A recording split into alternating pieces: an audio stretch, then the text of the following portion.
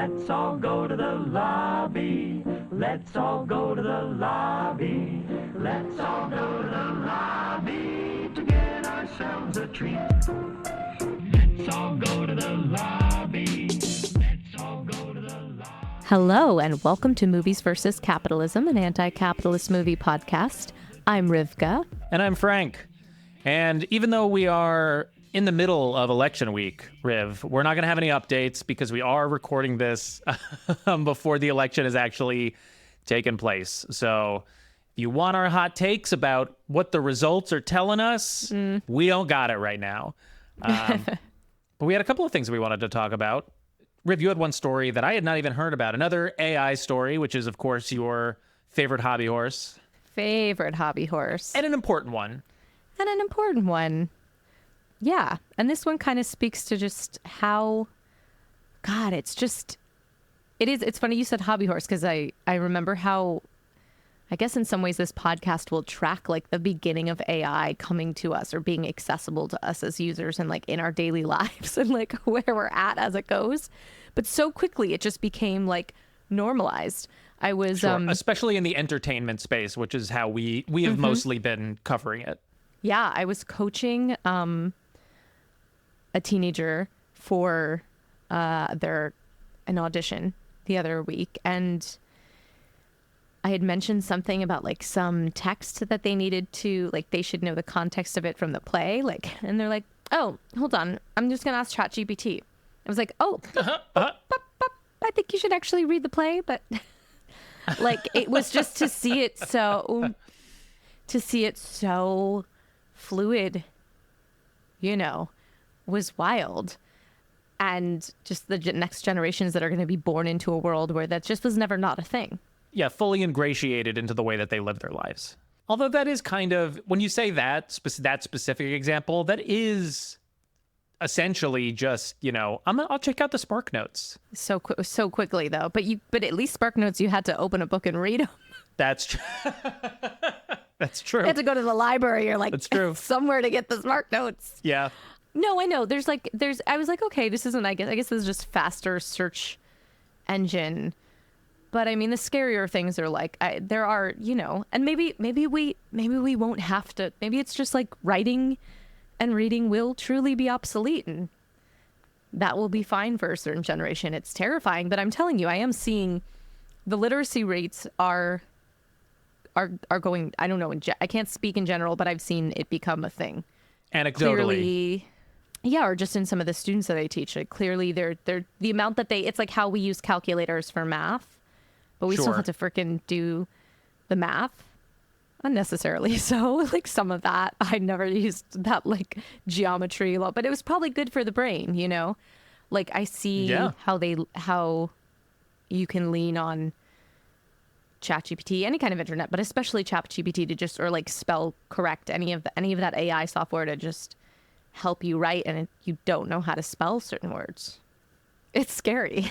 I've spoken to high school teachers who say that their job has basically become trying to discern whether or not a thing that a student handed in is written by them or by the internet. First step is not, you know, reading and grading the material. First step is, did my student actually write this? And then once that is discerned, then they can go into, all right, well then what did they write? Which is, it's Which very... is so interesting because it reminds me of, I remember being it just brings up a whole plethora of issues when your teachers then become this role of like, you suddenly become a monitor or a police officer. Like they're essentially policing these methods. And I think it, in a terrible way, changes their ability to teach and mentor these young students. And there's got to be something that the teachers can, I don't know, there's got to be like some kind of method to transform that. Because I remember being in high school and having a teacher who I was really, really close with. I was in like the AP English class or whatever and writing an essay on something. And we were like really close. It was like you know, not inappropriate, but just where you're like, I trust this person. I've been, you know, I trust our relationship, that they believe in my education. They want what's best for me. And they sort of like believe in my work as a student.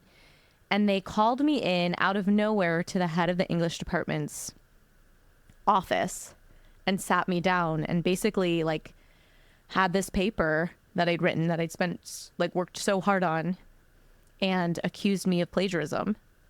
And it destroyed, I mean, it really fucked me up it was probably like a pivotal formative experience, like traumatized me for a long time, because the main reason for thinking, I mean, their only proof of, in their mind, proof, because I hadn't plagiarized, but their reason for thinking it was just that they thought it was too good.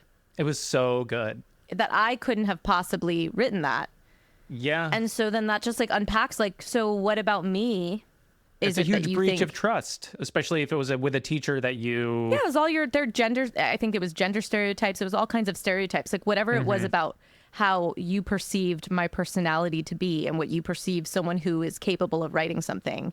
So that's all I mean is like then suddenly all of that's going to come into play when they're policing these students, because what do they have to judge it by? They're going to start guessing, well, do I think this student is capable of writing this based on what? So it's a sad that state of pisses me affairs off. for sure. Yeah. Because that shit fucked me up for a long time. I've worked through it, but that, you know. Well, this isn't anyways. even what you wanted to talk about, though. No, right? wow. I don't even know how we got there. What I wanted to talk about was... I brought up high school teachers, and you were like, I have to tell you about this essay that someone accused me of Well, I think, because you plagiarizing. brought up plagiarizing and AI. So this brings us back to AI. Amazon Prime has just launched, or they're launching, an AI-generated TV show recap that they're promising to be spoiler-free. But essentially, it's going to be like these recaps that you can... I mean, their selling point is like, let's say you forget where you were in a show, you can play this recap really quickly and like find out exactly where you were. But the point is, a human being isn't going to be writing this.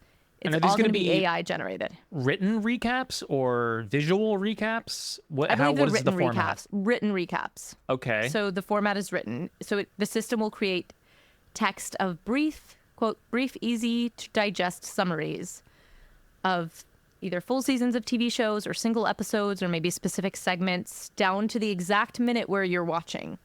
So AI, and like on the surface, honestly, like what I think is so suspicious about this is that on the surface it is kind of like, okay, like who wants to do that work? Who wants to really... I mean, some internal copywriter at the Amazon Corporation. Somebody would want to do it for pay, for sure. But I guess my point is like, maybe you're thinking in the world in which, let's say, we're getting UBI or like it's not an economic issue. Maybe it's like, okay, that's not the juicy creative work. So what's the big deal? Sure. But I think this is a way of like soft launching Amazon's audience and viewers to start, like once you start using a little AI and it's like there, then it's like, okay, a little bit more. Okay, one episode was written by AI, but you're already getting the recaps. Like it's just edging it. It's getting us to be complicit already with this AI tech in our entertainment. And I think it's just like the beginning of, I promise you they're going to start launching more and more ways that Prime Video users can use AI for different things. And eventually, like, it's going to become TV shows, even though we've been fighting for that, you know? Definitely. I mean, they will use every loophole. They will use every application for AI that they can that hasn't been legislated against, or there hasn't been some sort of terms in a union contract that prohibit them from doing so. So yeah. But I just think that's that audience complicity that's like, you know, because you start to become complicit because you're not aware, or you're just, okay, I'll use it. It's there. Yeah, especially for something like recaps, which, like you're saying, it's like no one really cares who wrote the recap. So, I mean, yeah, sure, it's fine. It's if AI wrote it. I mean, my morbid curiosity does really want to read an AI recap of something like, I don't know, Mad Men. And I'm sure they're probably good. I mean, AI is getting better this is the thing, is like, remember when there was the whole thing in the beginning of like, but it's bad, haha. And you're like, this is the beginning. That's like someone taking the first Mac and being like, this clunky piece of shit. You're like, it's so early days. Yeah. And this shit's on a speed that is nothing like we've seen before. And I guess that complicity is just like, it's not to blame. I mean, I've used AI. We all use it. We can't help using AI. It's just part of like, if you want to be on the internet, engaged, like it's coming up. It's just like building awareness, and yeah, that's how these companies are going to do it. So you had something you wanted to talk about. I do, and I'll keep it brief because We went on a few tangents. I just started watching a new show that I wanted to recommend to our listeners called The Franchise. I think it's on the HBO Max network streaming platform. But basically, I think we just call it Max. We just call it Max? No, that's right, Max. But it's basically takes place on a film set of a movie within, let's say, the Marvel Cinematic Universe. It's not called Marvel because, obviously copyright, but this is in this world where this is a major studio production, one movie within a larger franchise of films that are all superhero based, and it's very much set in the real world of entertainment that we live in today. And it's all about mostly the below the line people, and the lead character is the first AD. So if you know anything about a film set, the first assistant director is the most important person on set. Mm-hmm. They're the person, like, the director is calling the shots on, big picture. The first AD is the person who's like, oh, okay, got it. And then they go talk to the other 20 departments and actually make the shit happen. So no, it's so true. It's so shocking the first time I was on a film set to like really understand that. You're like, wait a minute. The director's more like, I don't like. Like the actual like directing of like how shit goes down, what moves where, how do we logistically make sure that this film gets done is the first AD. So it follows the first AD and then, some other key members on the crew, and then also, some of the lead actors, the director, etc. But it's basically about how the Hollywood studio system, specifically in this iteration with these giant tentpole $100 million productions, have just become a factory of bullshit, and how every single creative artistic impulse is taken, completely warped, and then shit back out in the worst possible way. And then, there's like studio executives, there's, PAs. So it's like, it includes everyone from, the top of the studio to the lowest people on the film set. And I just think it's really, really good satire. It is extremely funny. Armando Iannucci is one of the producers who did Veep and The Thick of It and In the Loop and all those great comedies. So it is not kind or generous to Marvel Studios. I'll say that. Well, I can't wait to watch. That sounds really fun. Yeah, it's very fun. I don't know why I was hesitant, but now I'm going to watch immediately. I've been caught up watching The Manhattan Alien Abduction. What is that? As with everybody else, it's number 2 on Netflix. You know what? I'm not going to take the time to explain it. I think the title is pretty self-explanatory. Great title. All right, maybe we'll save it for next week's A-Block. All right, but let's get to our conversation today. Before we do, we just want to remind our audience that we do not sell ads on this show. We rely on community support to keep the show going. So if you'd like to do that to support the show, you can do that by subscribing to our Patreon. That's right. For just $5 a month, you can get access to new bonus episodes and our entire back catalog. Our Patreon link is in the episode description in your podcast player, or you can find it at mvcpod.com.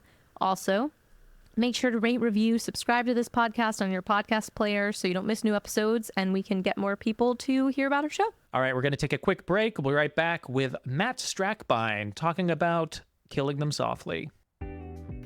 Hey everyone, we've got a great organization we want to tell you about called Theater Workers for a Ceasefire. They organize U.S.-based theater workers in solidarity with the people of Palestine. The easiest campaign to plug into is the PAC-B working group. Rivka, what is PAC-B? Great question, Frank. It stands for the Palestinian Campaign for the Academic and Cultural Boycott of Israel.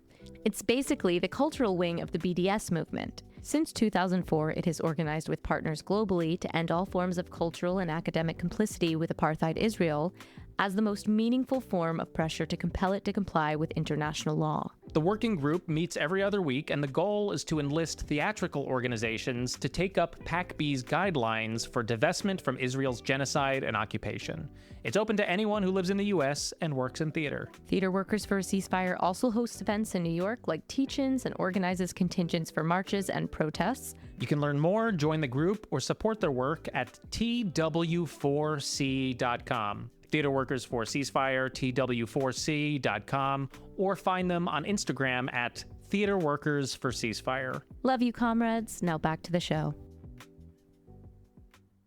Today we are joined once again by Matt Strackbein, aka The Letter Hack. Matt was born and raised in Maryland before moving to Colorado, where he embarked on a successful career as a graphic artist and outdoor apparel designer. He now lives in South Carolina and works as a comic book creator and podcast host, promoting leftist values and various online media figures under his moniker, The Letter Hack. Also, he is the co-creator and artist behind the recent comic book, graphic novel, comic book. Well, Matt, how would you...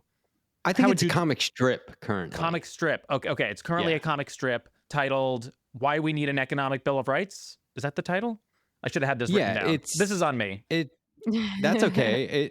That title works. I think we technically called it Economic Bill of Rights for the 21st century, and That's right. It's really just the argument for that and making the case. Yes, with our dear friend of the podcast, everyone knows him, Harvey K. So Matt is the other half. If you've checked out, Harvey's been on a few times recently. We talked about the comic. So Matt is the other half of the brain trust behind this comic. And Matt, it's great to see you. Congrats on everything. Yeah, thank you. I'm so glad to be here. This is still just one of my all-time favorite podcasts, so it's a real treat to be on the show. Yes. Hell yeah. Well, the last episode that Matt was on was our Michael Clayton episode, and I'll be honest, I don't re-listen to a ton of our episodes. I did re-listen to that one a few months ago, and I was like, we did a really good job. It was a really good one. That was a good one.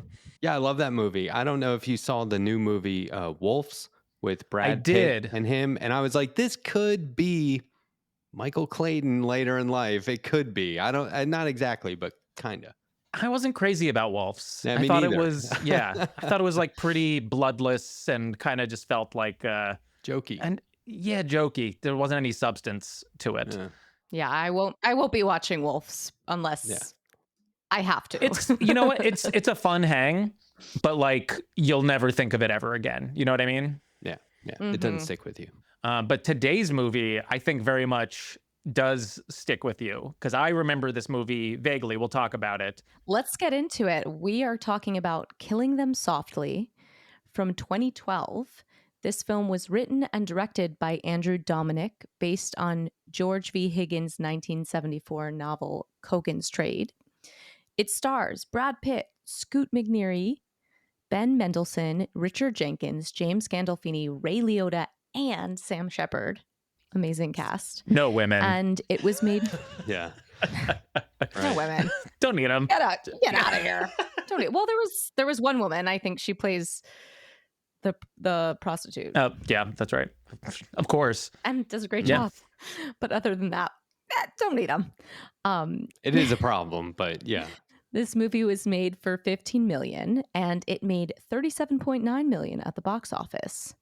Set against the backdrop of the 2008 U.S. presidential election and financial crisis, Killing Them Softly follows hitman Jackie Kogan as he's hired to restore order after a mafia poker game is robbed, causing chaos in the criminal underworld's economy. This movie was released on November 30th, 2012. The other movie we covered from this year is actually, we recently covered it. We did a Cabin in the Woods episode, which has yet to be released. And so that should be coming out, I guess, in the past for if you're next week. But if you're listening to this, it's already come out. So go back and listen to it.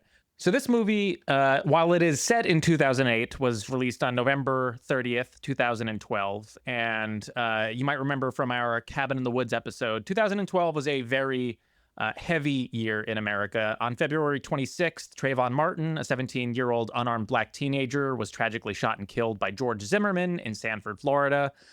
On May 9th, Barack Obama makes history by becoming the first U.S. sitting president to openly support gay marriage. July 20th brings devastating news when a mass shooting at a movie theater in Aurora, Colorado leaves 12 dead and 70 injured during a screening of The Dark Knight Rises.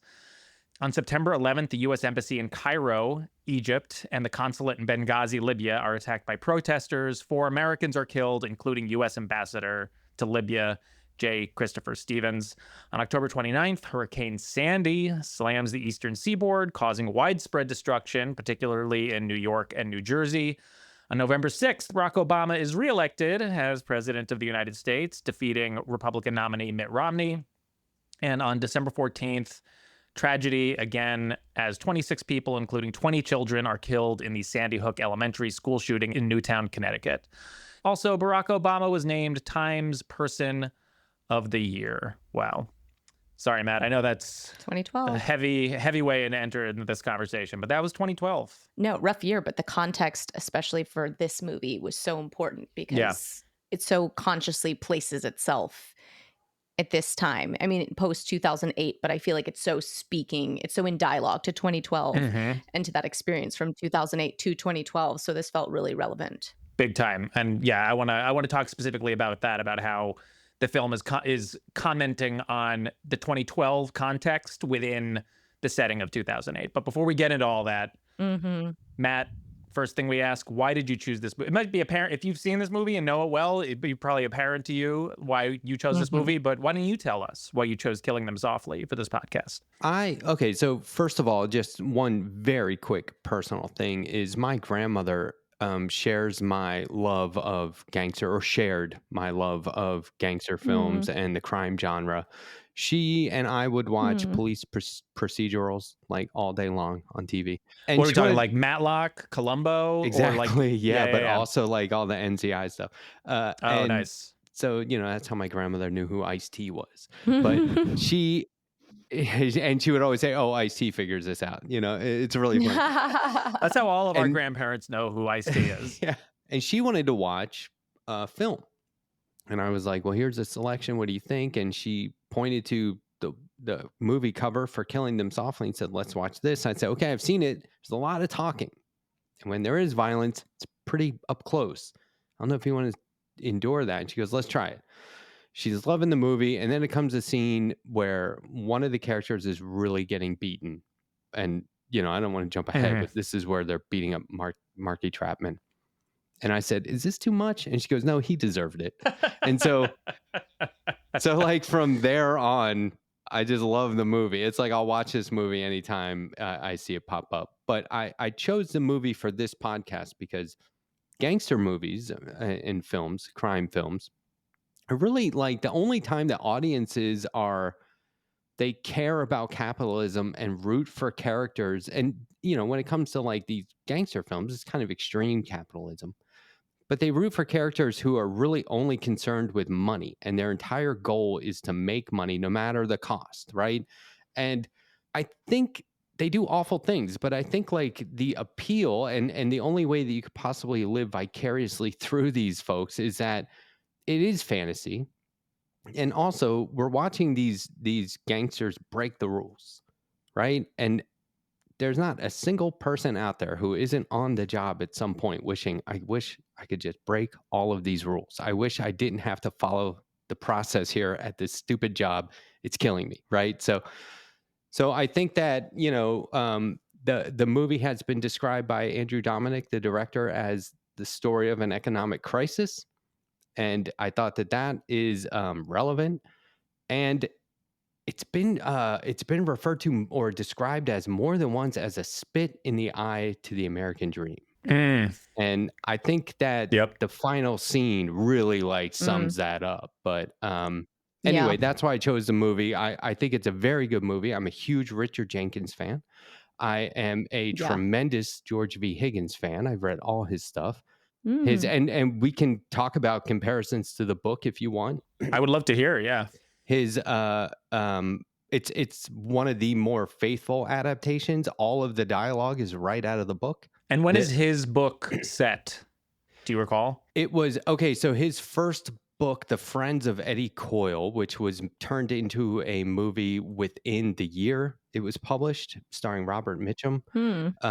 That was a Peter Yates directing. That was what was it? It was like 1971 or 72. And by the time his first book was a film, the second book was on the shelves. George V. Higgins was a journalist in Boston, and then a private defense attorney, and then a crime author. He's been referred to as the poet laureate of the Boston underworld. And And it's pretty accurate because his books are very dialogue heavy, just like this movie. And there's a lot of dialogue that may throw you off and you're like, what are they talking about? Whereas that's kind of just how people talk. So it's authentic in a way that might be distracting, but it's still authentic. And what's funny is that even though this film was clearly not filmed in Boston, it was filmed in New Orleans, they reference places in Boston and different areas. You know, some of the characters are very familiar. If you watch The Friends of Eddie Coyle, you'll say, "Oh, that reminds me of scenes from Killing Them Softly." It just does. Okay. I don't know if they were influenced by it or not, but also the character Dylan, Sam Shepard's character, is the only character to exist in more than one book by Higgins. His character is played by Peter Boyle in The Friends of Eddie Coyle. Okay. Which is a lot different than Sam Shepard, and the character is still a little different. But yeah, so anyway, I love those books. I love crime books. I love books that you can just burn through real quickly. They don't take a lot of investment on my part because I'm always busy trying to do other things like drawing and stuff. And anyway, they really, Dominic really does retain the essence of Higgins' characters while weaving in that subtext of the 2008 financial crisis. Yeah, I'm looking at the Wikipedia page. The book Kogan's Trade that this movie is based on came out in 1974 and is also set in 1974. So it's a pretty smart adaptation, bringing it into the 2008 financial crisis. Riv, I'd love to hear your thoughts because you've never seen this movie before. Never saw it. I will say, like, neo-noir is not my favorite genre, but I think it's interesting what you were saying about, but I do love true crime and I do love crime. And I saw in an interview with the director was talking very much about crime and the genre, similar to how you were, Matt, about how the reason crime movies appeal so much is because there's so much about capitalism, but they're just brute in its brute form. It's almost something so truthful about it that we connect to because we're in this system, but so often it's not being, we're pretending we're not, or we're pretending capitalism is something that it's not, like that it's not this brute, violent force. And so I think the truth of that is really resonant. And this film, I think, has a lot of, like, did have a lot of brutality and had a lot of, it was really also really heady. I found myself being like, if I didn't have a purpose to study the movie, I would have been completely lost. I think there were like interesting, really fascinating performances. I mean, James Gandolfini's, like, there were certain scenes that were incredible. I thought his performance particularly was like amazing in this. But the end really, like the last scene, I probably could have watched the last scene and gotten the movie. Like, I didn't need the full movie. But I think what I appreciate the most was, like, I didn't even think the 2008 of it all was subtext. I thought it was the text. Like, I thought it was just, I loved how big and bold it was. And there was no like, I'll put this in here, but this isn't what the movie's about. And the director talks about it like, no, this movie is about politics.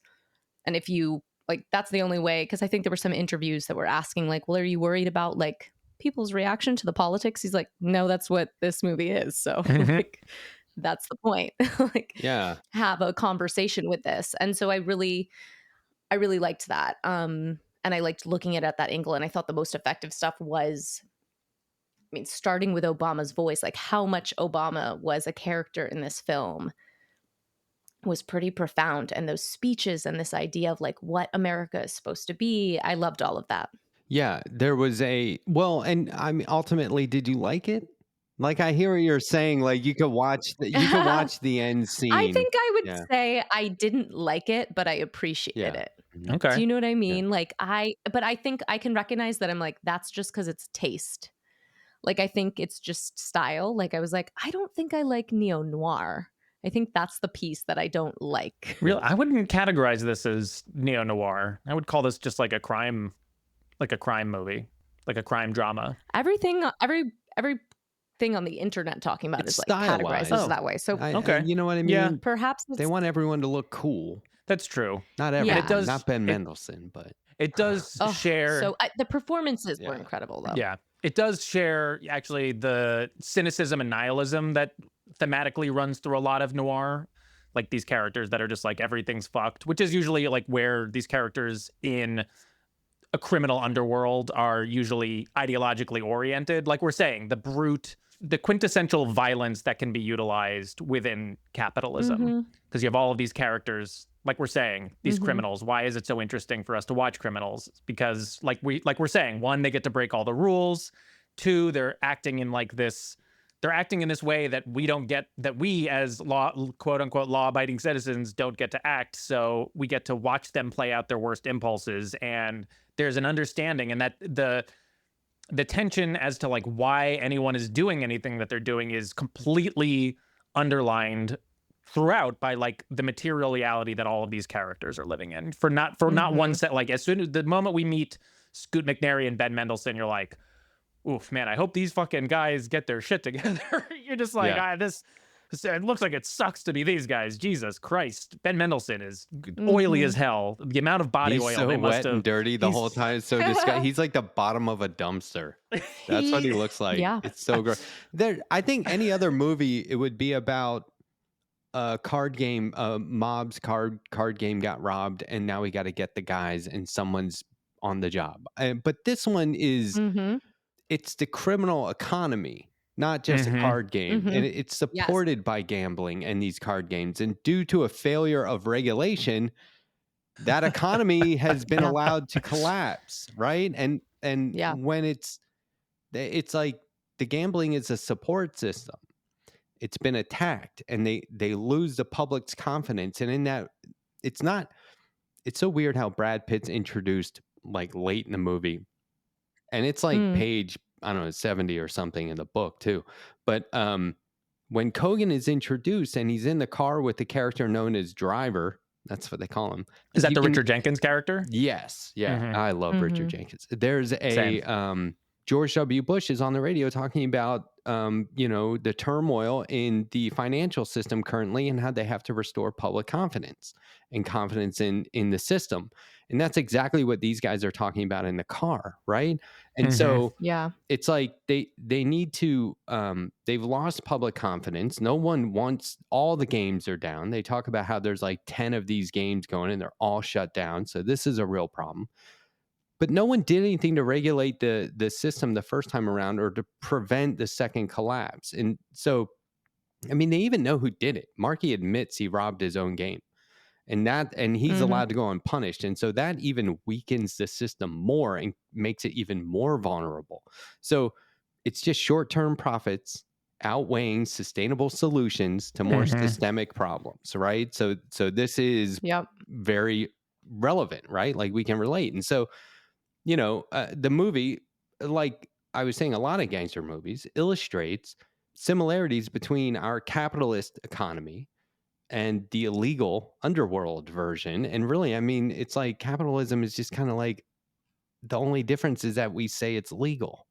You know what I mean? But but it's really as harmful as anything. It's just, course correcting in the gangster world is murder, like and real like quick, like take this guy out, now we're back on track.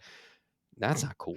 But anyway, I mean, it's exciting. And I think there's more commentary in the movie about like they talk about contractors. Like I am like a contractor, and they talk about contractors and subcontractors. Like Gandolfini's character, he's willing to work for reduced rates during a recession, right? And they make him fly coach, and they're like real sure to make sure he flies coach. And Frankie talks about finding work at the parole office. Scoot McNairy's character, he's like, I believe what they were telling me at the parole office. I go down there to get a job. There's this job is too far away. I need a car. How am I going to get a car without a job? This is very relatable stuff that people go through. And he says he contemplated asking the prison to just let him back in. He said, I can't hack it out here, and it's starting to get cold. Look at the Dylan, the main hitman he has health problems immediately. Everyone relies on him as, this resource, and everyone seems to like him. He's an important part of their process, but he's on his own, I guess. They're just like, has anyone heard how he's doing? Is there no insurance in place for these guys, right? So again, it's just like another relatable thing. And I don't, it's an enduring and evolving relevance. this film. And, Yeah. and people rediscover it, and there's new articles written about it all the time because it keeps making sense to people as folks become more focused on and more involved in politics and combating the negative effects of capitalism. I mean, capitalism's all about greed and corruption, right? And it allows for a certain amount of death and suffering in order to remain. Not only allows, Yeah, thrives on. you It's can't do it necessary without too, being and it's what yeah, stabilizes. you won't be successful unless somebody's suffering from this, right? And eliminating the right kind of people, like I was saying, whether it's Trapman or Squirrel, and allowing for casualties to happen outside of those is all part of just doing business. I mean, Jackie even says he likes to kill them from a distance. That's where the name comes from, killing them softly, so he doesn't have to hear them calling for their moms, like the pain and misery, right? And he even hires subcontractors to do his dirty work. And they talk about how this is going to be messy. We're going to have to listen to this guy cry and moan. That's why Jackie doesn't want to do it, right? And so, it's just like middle management kind of. But I just think there's a whole bunch of different aspects of capitalism that are just, in contrast here. But mainly like how corporations can claim ignorance to that sort of suffering and those deaths. Yeah. While criminals like Kogan, he's pulling the trigger. He's taking full responsibility, no matter how many cop-outs he has about why and how he does it. And he even gives the driver a little bit of attitude when he says, well, the bosses don't really want him to get hurt too much. He's like, oh, yeah, you do. You always do. You know what you're getting into. Yeah, it's the plausible deniability of actual capitalists who operate in the world of respectability. Like, I'm sure someone at Chevron would be like, I'm not responsible for, people's deaths, even though they are responsible for inarguably more mass death and suffering than anyone in this movie, perpetrates on another person. Oh yeah. But there's that degree of plausible deniability that even as they perpetrate some of the worst crimes that we've witnessed in our lifetimes, certainly. And I think that's the only difference. And these criminals, you're right. There's something very honest about being a criminal and at least in this movie, which is just like, look, I run this business. You did this thing. You fucked up. Now I have to hurt or kill you. That's because that's my bottom line that I got to look out for. So there is almost like not like respect to the honesty, but it's at least compelling to watch because you're like, wow, those are people operating within this system who understand how the system works, but have chosen to just sort of abandon whatever facade of decorum or plausible deniability and just say, nope, this is exactly what we're doing. And this is how this works. Totally. I think that's why the driver and Jackie's relationship, I think those scenes were the strongest. I wanted more of them, and I wanted a little more of the driver. I mean, that's why I thought the last scene was so great, because it really hit that point. But the fact that the driver speaks to a board, which so many of the people who hold the real power in this country, you have no fucking idea what their names are on fucking purpose. Right. They're part of a board. Do we know the board of like ExxonMobil, or the shareholders? Do we know the board of any of these, or the shareholders? And so every killing, like everything that like the driver represents, he has no real power because he goes back to the board. And so that I thought was a really important way to make that clear, that it's like how terrifying that is. And yet the driver still is the person who, in listening to Obama's victory speech at the very end in the bar, is kind of still holding on to that message of hope and like buying it, and turns to Jackie when he returns and says, this like message about community, like he's talking about you. You should listen to this, like holding on to this idea of hope. And Jackie's the one who's like, goes on to give that great speech about Jefferson and like, fuck that, and ends the movie with America's not a country, it's a business, now fucking pay me. But I thought that relationship was like the clearest between them, of like what this was the clearest of what I think the director was getting at with the 2008 comparison. And I loved that back and forth, that dialogue. And now, are we to understand, Matt, you've seen this movie more than I have, that Richard Jenkins represents, let's say, an actual respectable legal capitalist firm of some kind that has money invested or working with this mob and running these card games? So the driver, Richard Jenkins, represents, actual legal businessmen who are in with the dirty crooks, and so he's kind of like the liaison between the two. I don't think that they have gone legit, as they say. In fictional crime, the mob became the outfit, became the syndicate, where the bosses saw a certain logic in incorporating and becoming like sort of a conglomerate, you know what I mean? And just saying Organized like, crime. pooling our resources, right? Exactly. But like in a Mhm. way that it's not like this is your territory and that's my territory, but like they run the show from their office. And I think, you know, he refers to Driver as counselor, right? A couple of Yeah. times, which might mean he's some sort of a legal aspect or a lawyer. He talks about having a secretary, which is, it makes me think that there are legit criminals who are older, right? And probably old school, who see corporate America getting away with all kinds of shit because they call it legal. And they're like, we can do that too, although we're doing crime. So let's just form a boardroom. Let's have committees. Let's have secretaries and stuff like that. Let's send this guy out to do our dirty or to deliver our message, and then he'll negotiate what exactly happens, and we'll have that plausible deniability.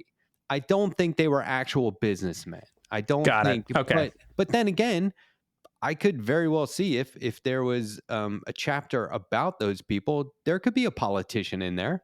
Sure. I mean, Yeah. I mean, hello, New this York. is, Look what's yeah, Oh happening. yeah. it's, You're like, I mean, to me, I'm like, the that's lines are yeah. blurred. Yeah, they really are. This is Eric Adams, right? Right. Like, you know what I mean? You could literally be like, oh, this is how it goes down. This is the connection between, and I think the ambiguity is probably intentional. And I Yeah. think it's interesting either way. I mean, if it's, you know, if it is Mhm. if it is like an actual legit enterprise, that's like that says its own, that has its own commentary. And if it is just like a more organized, like respectably organized version of mafia capos Mhm. working together, I think that's also, honestly, I think that's kind of like, that's very funny that like they're like, no, Yeah. no, Well, I think it refer was to us as the board. You're our counselor.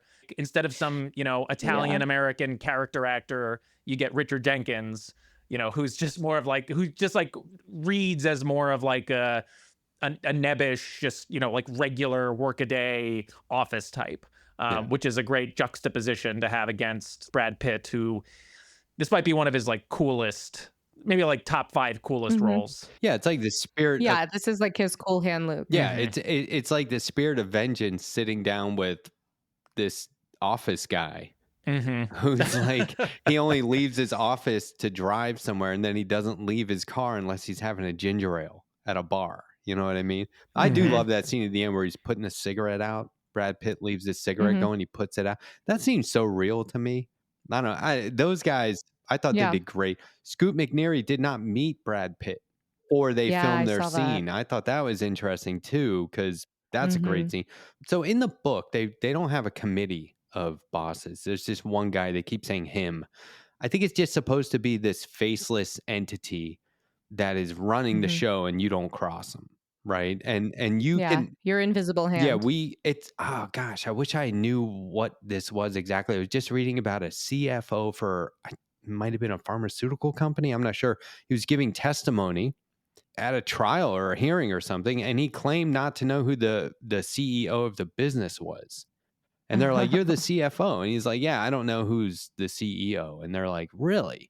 And that's Mm. kind of like this, I guess, but it just goes to show Mhm. that whoever these faceless people are, they're creating like twisted social and ecological environments for the rest of us to live in. It's just a byproduct of their industry, and we're supposed to deal with it. It's, and this that metaphor is, you know, their world, right? But there's this whole other metaphor of how we work ourselves to death, you know, literally. I mean, we say that off Mhm. the cuff, but people do.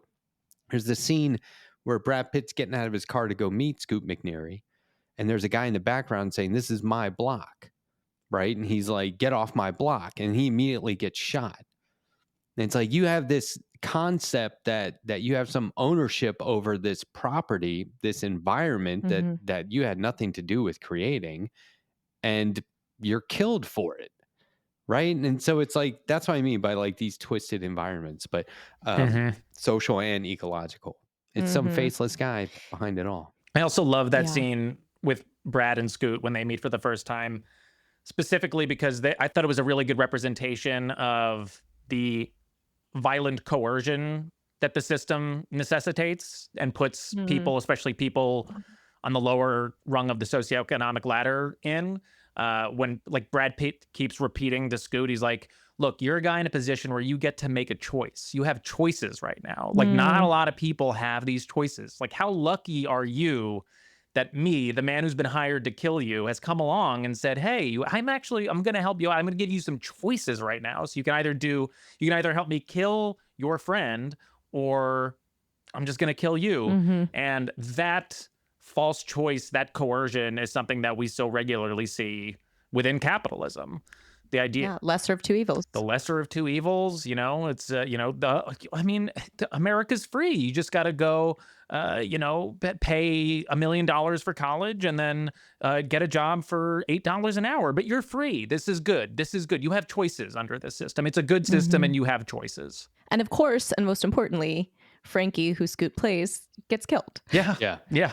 So, like, that wouldn't have been as salient a point if he doesn't get just like murdered. And what's important is like he does get killed theoretically softly, the way that is most comfortable for Jackie, because he's in the middle of like talking, he doesn't see it coming, and that for Jackie's character is the most comfortable way to murder. And I just thought that was a really important part of, because that's when I really turned on his character. I'm like, fuck this Right. dude, like I don't feel for him. He is just doing what he needs to do to be okay in this system and survive in this job, but he's become the capitalist. Like, He is the he game. became just as bad. And there was I thought you mentioned about Richard Jenkins and the casting of that. And I just thought like that seemed very intentional, that like in this hierarchy of who gets closest to the board and the killing and has the power, there was like the lower you got, the accents were the strongest, the closest to like the working class they were, and the higher it slowly got lost. And we don't really know where Brad Pitt's character comes from, but it does feel intentionally like put on, right? Like, and even there's that scene where Frankie comes back and he's trying to do the Brad Pitt thing. He puts his hair back slicked up, and like you get this sense that there is clearly this capitalist hierarchy that they're trying to strive to get up that ladder. And we're just, because we're on the outside, so aware of how like none of them will get there and how little it matters, and how, so it's not only about money, but it's about class, and it's about striving towards this thing that is very tied to class. That's all in the book too, with the hair and how he goes, "It's not hairspray, it's gel," and it's all in the book. It's really neat. But there's another thing that they added to the movie that's a parallel to Brad Pitt's final dialogue, where he says, "America's a business, so you're alone out there," right? He's like, "We're all on our own." Mm-hmm. When Frankie realizes that Russell has been talking to Kenny Gill, who works for Dylan, and he's basically blown it. Now that's why there's a hit out on them. He's back talking to Squirrel, going, "Do you think they know it was us? Do you think Kenny relayed that, or what's going on?" And Scoot McNairy's character looks out the window and he says, "We're all alone out here." And it's like the exact same line, not the exact same, but it's the exact same feeling and meaning behind the line. But from his point of view, it's like, we're fucked. Whereas Brad Pitt's the one saying, "Fuck you." And so that to me, you might not catch that the first time you watch it, but that to me is one of those things where it's like, well, it's a really thoughtful script. Like they really did build that in right there, so that you could see how these characters are essentially doing the same line of work, but one of them is really not good at it, and the other one is excelling. And that's a bad thing. It's a bad thing in both cases because they're criminals. But like, you could draw those parallels. But yeah, I just think that you said it. The performances are spot on in this. There's a real problem with film and Hollywood in general not having enough female characters. I mean, the only defense I have of that is that it's right in line with the book. Even the prostitute's the exact same in the book. Yep. And Brad Pitt does a good job of being likable. He just does. When he's talking to Mickey and he's clearly having a breakdown, he goes, "Are you going to be okay?" Like on the one hand, I can't deal with this. On the other hand, are you going to be okay? Like, he's really worried But I feel, Yeah. about him. but Yeah. is he worried about him, or is he worried about I his think early investment? on, Is he worried about on, the job getting done? Is he just like, is he more so recognizing this guy's gonna fuck me and I'm gonna lose confidence from the driver, and he's gonna fuck up the job, and we'll probably still have to pay him, and it's just gonna be a huge mess financially. I think it's complex. He definitely gets over it quickly. But I think at first he's genuinely, because they have a history. He's known him for a while. Sure. He recommended him because he's like, I need the Mickey from 5 years ago. I don't know what this is. So he's definitely like, he can see his friend in there, or I don't know if friend's the right word, his, Business associate. acquaintance. Yeah. But like Yeah.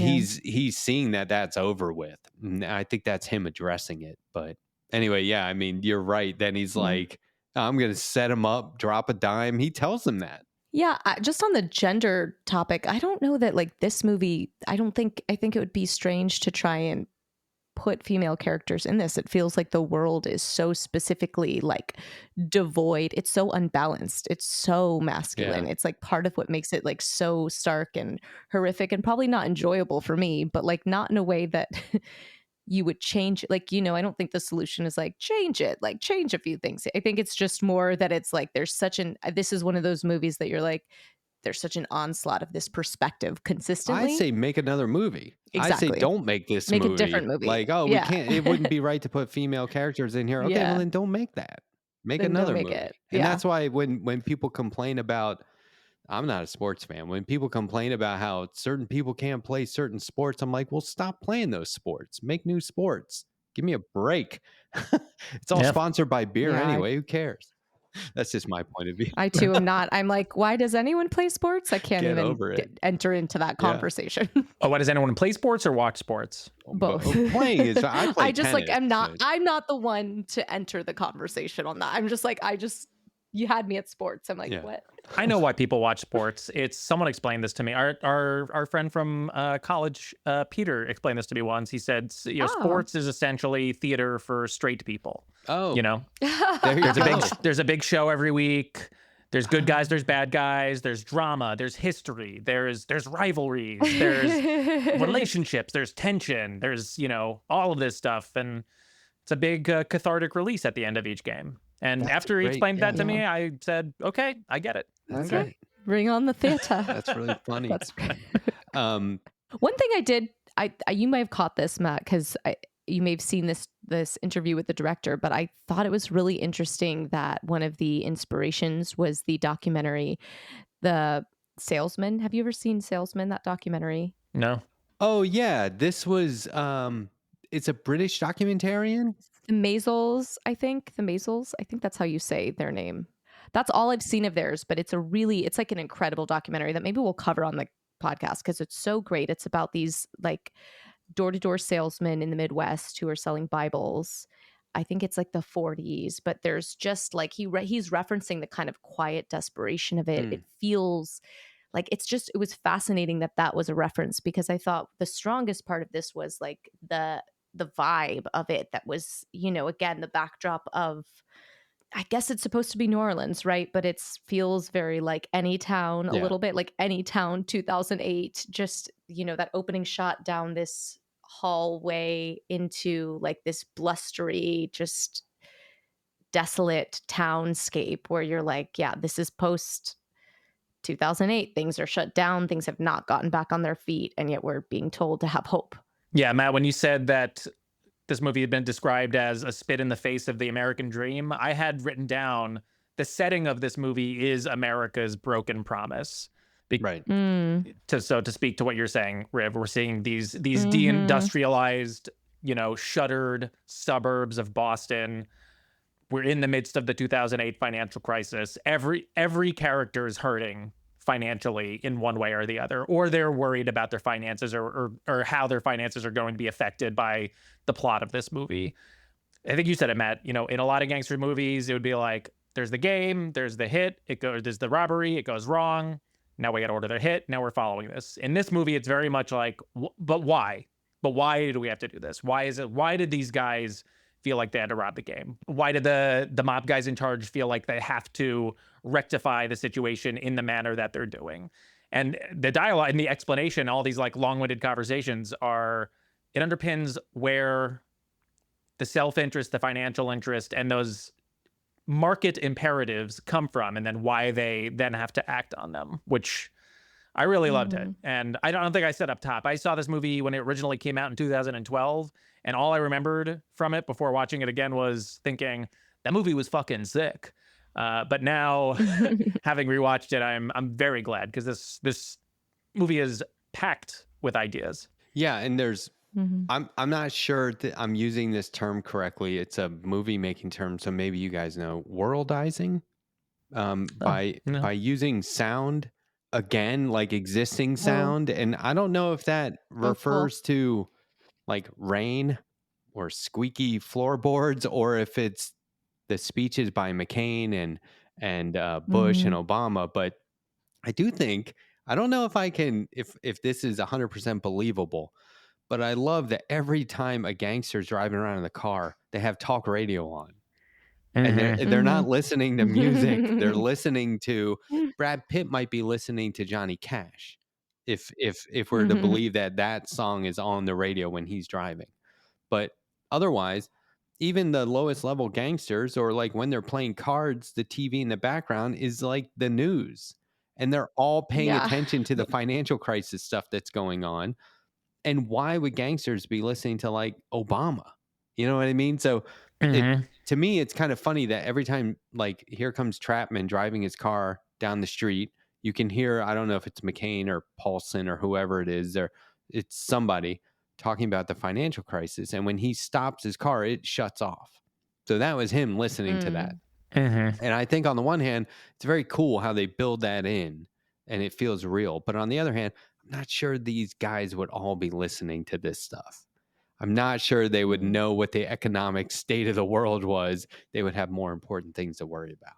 No, or that we wouldn't get, the 5 or 6 most important speeches between Bush, Obama, and McCain from that, 6-month stint. Yeah. I thought for sure they would be normies and not have their finger on the pulse of politics and the economy and all this stuff. But hey, I don't know. Maybe they're watching YouTube I don't know. too. I wouldn't be. That's interesting, because I wouldn't be surprised to find I wouldn't be surprised to find these characters listening, like keeping up on the news, or like in today's times having like Fox on, because to me, I feel like the relevance to what's happening financially, like these are probably people who actually care a lot more than the average person, because money is the name of the game. Maybe. And just like might have that. But I do agree with you, Frank, the fact that it's like just happens to be these speeches at this time. Convenient. That's interesting that you pointed out that Brad Pitt's character, Jackie, is the only one not listening to talk radio and listening to a Johnny Cash song. Because he's the one character in the movie who seems most comfortable and confident in his class position within this criminal underworld, or at least has the most clear ideology articulated, because like the lower level guys, Scoot, Ben Mendelsohn, Squirrel, they're all they're worried the whole time. They're hustling. They either have nothing or they're like worried that their shit is about to fall apart.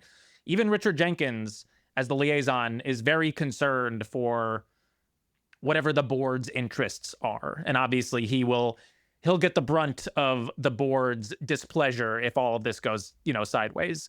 Marky is obviously all fucked up about it because he ran the first robbery. But you have Brad Pitt, who comes into the middle and is just like, look, I'm this guy. This is what we got to do. It's got to work this way.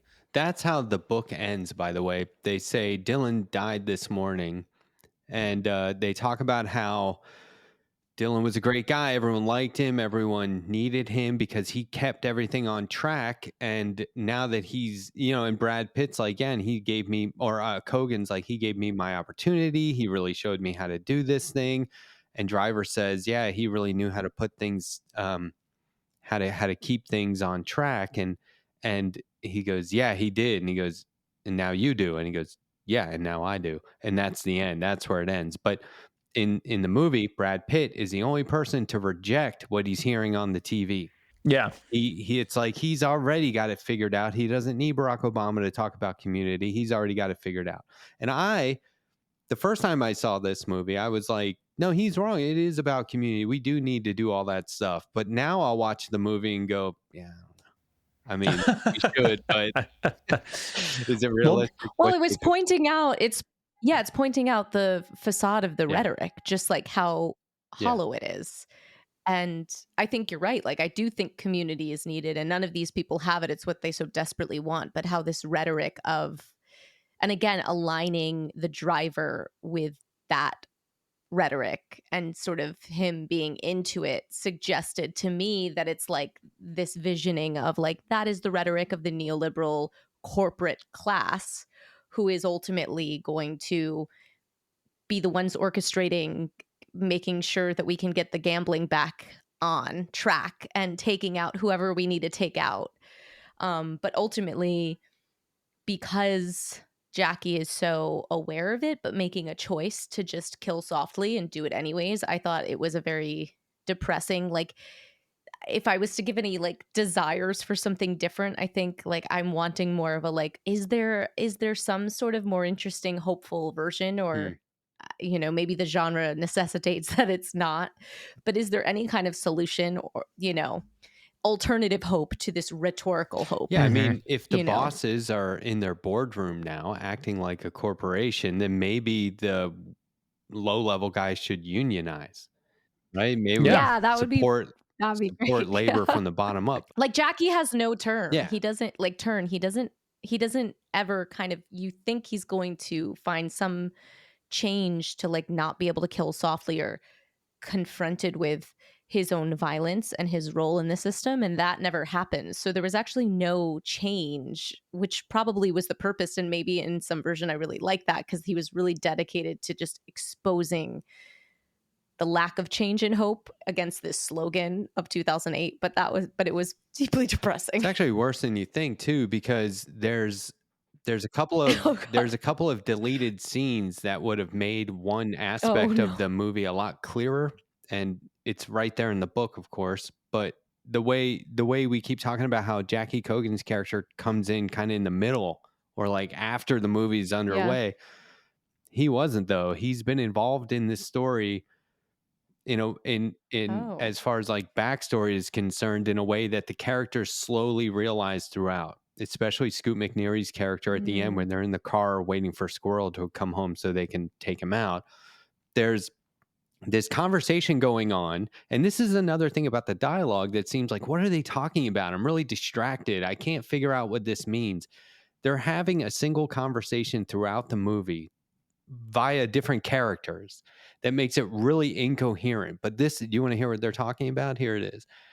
Squirrel hired Frankie to enlist some guys to rob a bank.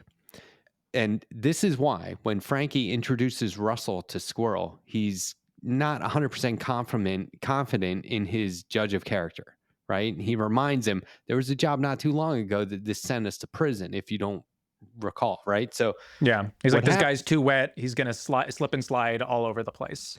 So what happened Yeah. is Squirrel said, I want to rob a bank. Go out and get some guys. We'll rob this bank. Frankie brings in this guy called the Doctor, right?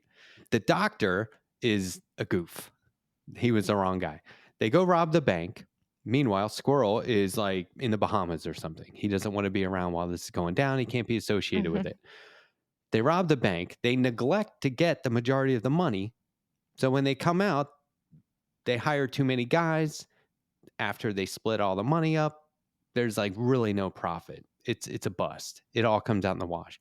Squirrel's very upset, but realizes we pulled that off. Let's do it again. So they go back to the exact same bank. They rob the same bank again. They get a lot more money, but this time the Doctor's behind the wheel of the getaway car. A cop, like a traffic cop, no gun, no car, flags him down for driving too fast in a school zone. And the Doctor is like, well, I better Oh. pull over. Although anybody in their right mind would have kept going. He pulls over because he doesn't want to seem guilty. Everyone's like, what are you doing? Meanwhile, the cops in pursuit catch up to him. They all go to jail. Oh. The Doctor flips on him, rats everybody out, thinking he's going to get a great deal. He doesn't get a great deal. He gets 3 to 5 years. The rest of them were in there for 7. When he comes out, Squirrel hires Jackie Cogan to take him out. So when he says Squirrel knows me, I can't do the hit on Squirrel because he knows me. That's how he knows him, from that event. Oh. And later, when he's talking to Frankie saying, Squirrel did you wrong. You went to jail for him. And he goes, no, Squirrel's got a family. He had it worse than I did. He goes, no, my friend, you don't know this, but I know you already. I was hired to kill the doctor because you hired him. And Squirrel, Oh, wow. Mm. you know, has me Okay. on the Oh, that payroll makes to sense. take guys like you out. And that's when he says, and, you know, that's how I know Squirrel's wife's name is Connie. And you see this look on Frankie's face where he's like, oh, shit. This guy is the guy behind the scenes of everything in my life. Mhm. Like, I can't make a move without this guy. He's the Grim Reaper following me around, Mhm. basically. So, you Mhm. know, if you watch a movie enough, you can kind of put that together. But if you've read the book, you definitely know that. And if you check out a couple of deleted scenes, you really know that. But like, that's the conversation that's going on the whole time. And that would really let you know that Jackie, there's no arc where this guy redeems himself. There's no, like, you know, Mm. ending where he goes, I'm going to hang it up, or I don't want to do this Yeah. anymore. Or, yeah, he's not even going to die. No one's going to take him out. He is too involved. So that's what I mean by it gets Mm. worse. But that's Mhm. also the doctor. Mhm. That whole storyline it's throughout this movie, but it just comes off like incoherent dialogue, which I think is kind of funny. I did really appreciate how bleak the ending is. I agree, Riv. It would be nice to have some sort of more hopeful, constructive note, but every once in a while, I think you just like I like when just the hammer comes down at the end and it just kind of punches you in the gut and is like, oh yeah, this is Mhm. the truth. This is the reality right here. Mhm. And that's where I thought the movie, written, produced, released in the 20, you got to imagine 2010, 2011, 2012 time, is in Mm. dialogue with 2008. Because it's almost as if Brad Pitt's character, Jackie, knows that Obama is going to fuck us. He says there's a plague coming. Yeah, He says this country is country's in fucked. trouble. Yeah, there's a This plague country coming. is fucked. I'm telling you, there's a plague coming. I feel like he knows, or I mean, obviously he doesn't know, but the movie and the filmmaker definitely know. Everything that's transpiring is in dialogue with what's happening in 2008 and knows that it does not get better in 4 years. In fact, we are going to watch the wholesale abandonment of the liberal institution, abandon working class homeowners across the country in favor of propping up the most corrupt financial institution that got everyone in this mess. So as bleak as this moment in 2008 is, he knows like it's gonna get fucking worse. We're about to watch the people in power totally sell all of us out to keep their rich buddies in power. And I feel like even though it hasn't happened yet, the movie is very aware that that is what is about to happen. And he's right. The plague, fucking Donald Trump, the Tea Party. That's what happens when the last of our liberal institutions, the Democratic Party, decide, you know what? I guess actually we don't fucking care about regular people anymore. So what are regular people supposed to Yeah. do? That's when everyone that you could possibly put your faith into has abandoned you, you're left with this amount of cynicism and nihilism. You're either going to, join QAnon, become a fascist, become a Trump supporter, or you might find yourself on the left and, find the left-wing populism of, let's say, the Bernie Sanders movement, or you're, going to become a criminal and be like, fuck this. I'm not playing by these rules. These guys aren't playing by the rules. These people in Congress, these people on Wall Street. Why should I have to? Matt, I really love this movie, watching it again. Yeah, I first saw it on a plane. I was coming back from Mm. Germany, I think. And you know how it cuts in and out at the beginning? It's real choppy Yes. on purpose. I was like, oh man, this isn't working. What's going on? And then I was like, oh, it's supposed to be that way. This is awesome.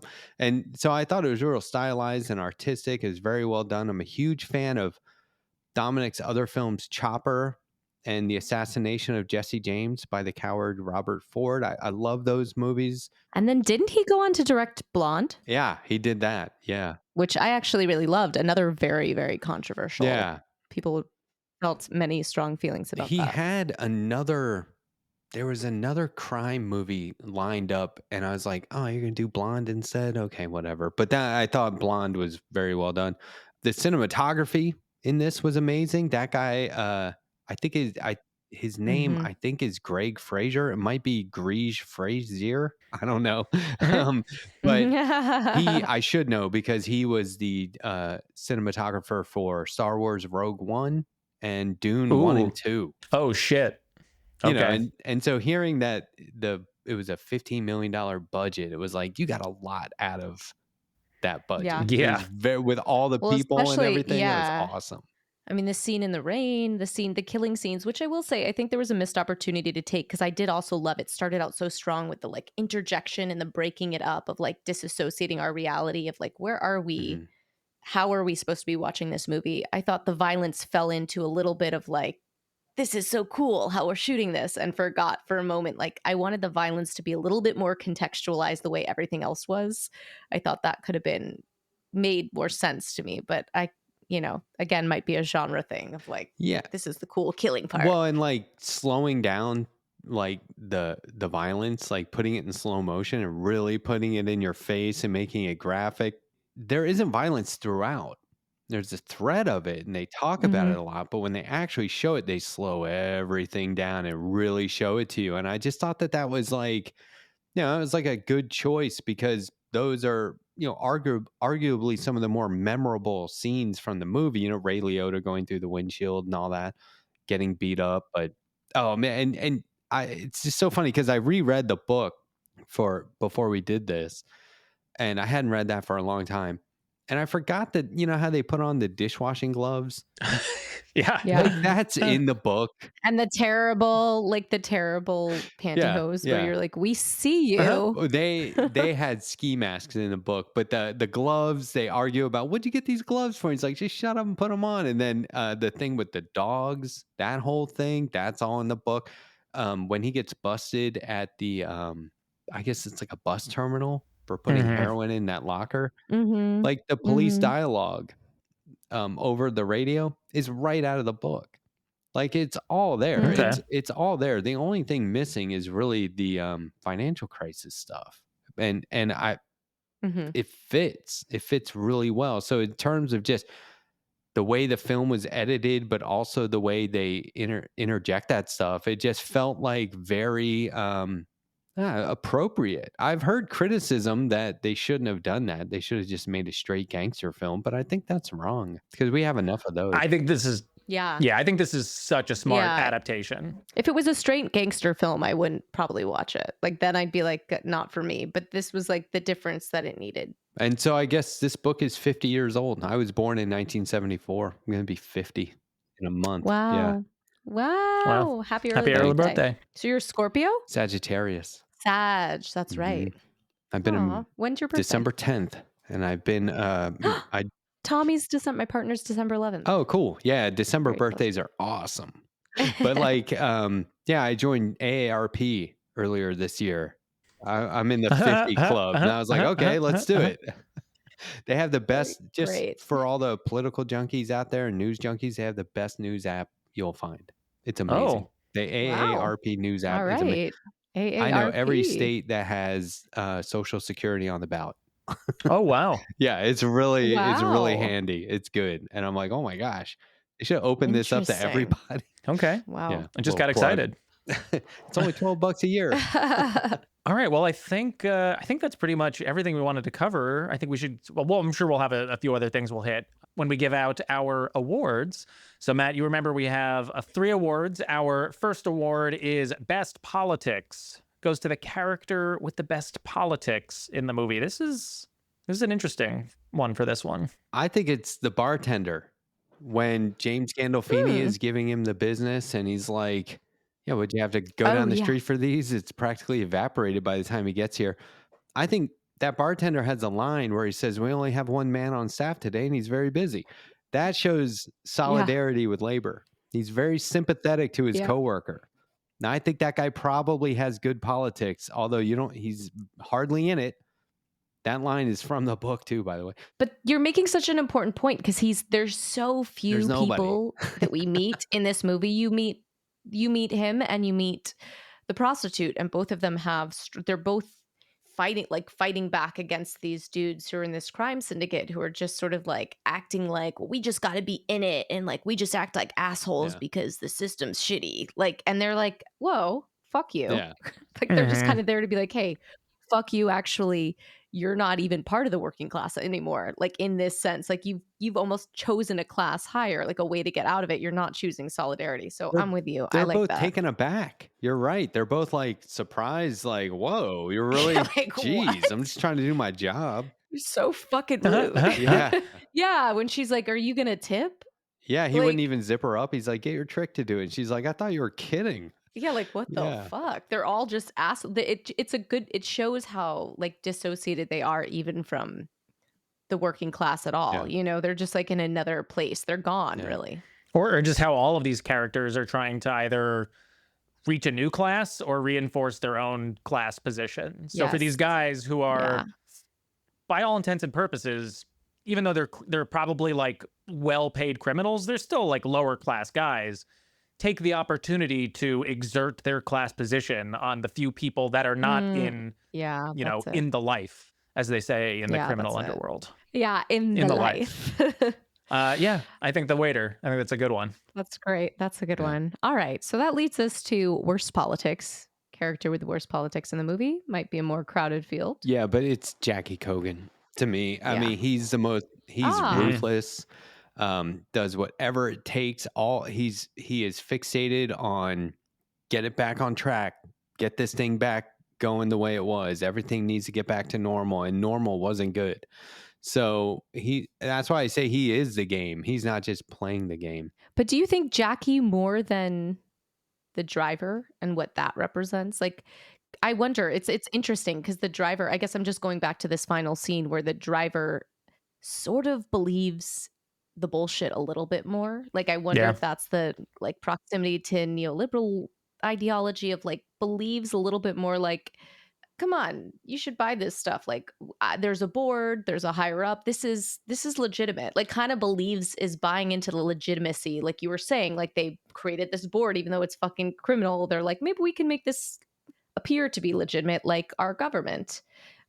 Is that more dangerous than a Jackie who, and I don't really know, like, cause both sort of, it might be like a lesser of two evil choice, Yeah. but like both have dangers, but I wonder if it's, like, who would be closer to being radicalized, you know? I get the impression that Driver just kind of found himself in this job.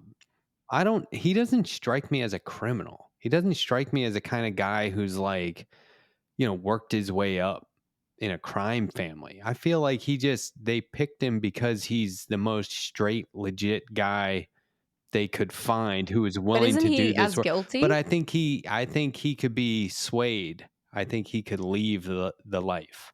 But wouldn't he have blood on his hands? I don't know. I think he's getting paid He pretty only well. drinks ginger ale. I mean, can't be that bad. That's I don't no know. indication of politics. That's no Donald Trump indication of Donald Trump politics. doesn't drink That's alcohol. true. That's true. He's hooked on Sudafed. And probably only drinks like Diet Coke, right? Yeah. I don't know. This is a really interesting one because I actually have a I feel like- secret third option, Okay. which is Kenny Gill, because Kenny Gill Wants to take steals the tip from the server at the diner. Yeah. And Jackie, Oh, terrible wow. Jackie, Kenny Gill is even the one sucks. who's like, put that fucking tip back. Are you out of your mind? But that's because it was his tip. That's because he left that money, right? Sure, but he at least understands that Yeah. someone that's working in service needs to get Yeah. a tip. And at the restaurant with Gandolfini, with Mickey, he's in defense of He's the server. cool He's to like, the go waiter. easy. Yeah, he's like, right. go easy on him. He's like, it's okay. Like, sorry for my friend. Like, I'm not saying that absolves him of all of his terrible ideology. But I could make the case that he just didn't want to call attention to them because they're sitting there talking about some pretty dirty business. That's true. And he was like, look, we're fine. Just leave now, right? Yeah. I don't know. That's my headcanon. I'm just kind of writing Yeah. That's that fair. myself, but I don't know. Maybe we can give it to them all because this is starting to feel pretty like the bad. lesser of Yeah, three it's evils pretty bad. choice. This is it's pretty bad. getting pretty Yeah. bad. Yeah. It could be a three-way tie. No good guys. Okay. All right, and our last award is Best Supporting Character / Spinoff goes to your favorite supporting character and maybe the movie that this should actually be about. I have an easy answer for this. I would love, I just would love to see the Kenny and Russell driving dogs down to Florida movie. That's good. As Absolutely. disgusting as that was, a station wagon filled with shit and vomit, and a bunch of barking dogs Although in a I hurricane. was so grateful. I thought when they were blowing up that car, I was like, if there are fucking dogs in this and I have to see this scene right now, like I'm gonna, I can't do it. And there weren't. I was so happy that that was not the case. So I don't know if I'd be able to handle the dog movie with those two. That's fair. I wouldn't want to see actual animal abuse, but I do want more of these two low level, just like Maybe it's like a zooted up fuck rom-com. ups. Maybe it's a different genre, but they're the same characters. Sure, and it's like almost like the deranged version. a Disney Family movie. Yeah. It's like the deranged version of Dumb and Dumber. yeah. Yeah. Like they keep stopping to do heroin and stuff. But Yeah, yeah, exactly. What if Harry and Lloyd were addicted to heroin? oh man. Oh my god. Somebody's got to do that. That's so Okay. funny. I don't know if Driver counts as a supporting character, but I want to see Yeah. his spinoff because I have a very specific fan edit that I would like someone to do. I want all of the off-camera story for Driver to be that he is the dad in Step Brothers. You know, Will Ferrell and John C. Reilly.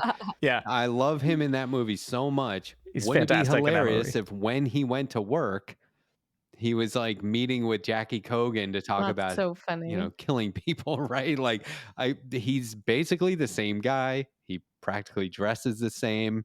He doesn't do anything to build his character that would ruin that. You know, I think it would be pretty seamless. So I want to see a spinoff where he's the dad in Step Brothers, and you get to see, because he does a lot of off-camera stuff in Step Brothers too. He's not like always on camera. So I would love to see that. So he could have a lot Yeah. of time, I think that'd be funny. to be the driver. That's what I want to see. Hilarious. I would want to see, I think I would want to see this film done maybe in a different genre. Oh, Ooh. I think it had a lot of interesting themes. It just, I'd be curious to see, like, I loved everything that was happening, but I would love to Like see like Shakespeare all or of this something? aesthetic taken away. No, just like something not like with all the slickness of it taken away. Like probably the closest that it gets to it is like the James Gandolfini scenes, but like just like where they're really vulnerable and more, you know, like the genre part is taken away and you just really see them a I little bit see. more vulnerable, you know? I'd be curious like what that would bring out. yeah, you could do that. Be pretty easy to do because they're just regular guys. They just have really bad jobs and lifestyle. This movie also made me really miss Gandolfini. Oh yeah, I know. huge, I know. huge, and he is so he is like painfully normal in the interviews, in the behind the scenes DVD extras. When they talk to him about the movie, it's just like, man, he was not that guy. He was No, not not the at all. Sopranos. He was not Mickey. He was none of the characters he played. He was just such a normal, straight guy the rest of the time. But yeah, I miss him too, as a huge loss. All right. I mean, that was perfect movie for this podcast. Yeah, thanks, Oh, Matt. great. Sure. Yeah. Thanks for having me back. Thank I you. 2 out of 2. love talking to you guys. Knocked him out of the park. 2 out of 2. Nice. Right yeah. So, as you know, before we wrap up, we like to ask our guests, is there a practice? I know you shared something last time. You could feel free to share it again, but some way that you're practicing your values, be them anti-capitalist, leftist, in your life today. Well, yeah, I mean, I probably did say something along these lines last time, but as a leftist, I can never be too far left. I allow myself to be pulled further left all the time, and one way that I do that is Love I it. host a YouTube interview show where I platform academics, activists, online independent media figures, political candidates, and we talk about progressive values and leftist politics and policy. I'm also, as you mentioned at the top, making comics with Professor K, advocating for labor rights and progressive values together while promoting a new economic bill of rights for the 21st century. And I feel like that's very anti whatever we're doing now. And so it's got to be anti-capitalist. It's, you know, advocating for a better world. So that's my answer. It's beautiful. That's and awesome. I still do a lot of graphic design for free. People, if you look at progressive YouTube hosts and on Twitter, and their logos on YouTube and Twitch and whatever, a lot of times they're using my art, and I don't really charge for that. I don't always have the That's bandwidth to awesome. do it, so I can't, a sudden influx of free work is not Yeah. going to happen. But people say, can you do this? We work on it. They say, what do I owe you? I go, it's good. Oh, that's great. Well, if people want to That's so hire generous. Matt, we'll link to the letter hack. We'll link to Economic Bill of Rights for the 21st Century, because people should also pay you for your labor. Yeah, or just subscribe Yeah. to my YouTube channel and let me, get that ad revenue. Yeah. Yeah. And we have done an episode of the letter hack, and it was one of my favorite appearances It was so I've ever gotten fun. to do. Oh, That was great. absolutely. Yeah, It was I love great. that. Thank you all so much for listening. Make sure to follow us on Instagram and TikTok. And if you want to support this show and get access to our Patreon episodes, the link is in the episode description in your podcast player or at mvcpod.com.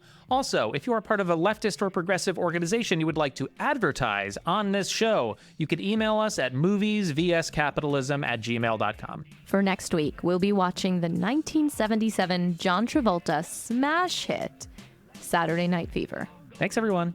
Bye.